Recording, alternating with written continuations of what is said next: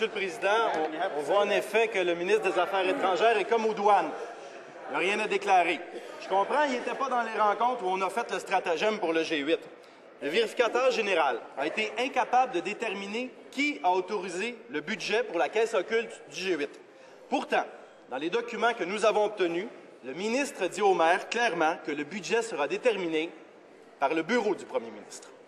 Si le bureau du premier ministre n'a pas déterminé ce budget, est-ce qu'il est capable de se lever et d'expliquer son courriel? Non.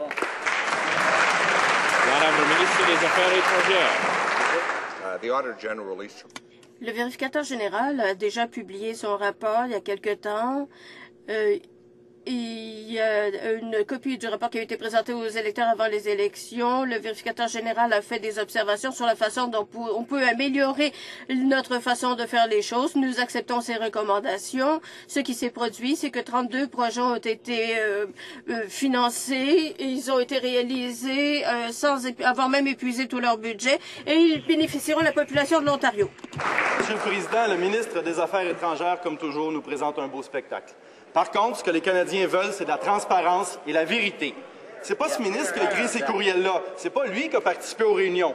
Et contrairement à ce que le ministre des Affaires étrangères prétend, le président du Conseil du Trésor a dit au maire que c'était le bureau du premier ministre qui fixait le budget. Il l'a même écrit. Est-ce que c'est pour ça que le ministre n'a pas le droit de répondre aux questions? Est-ce que c'est parce qu'il a dévoilé l'implication du bureau du premier ministre dans ce scandale?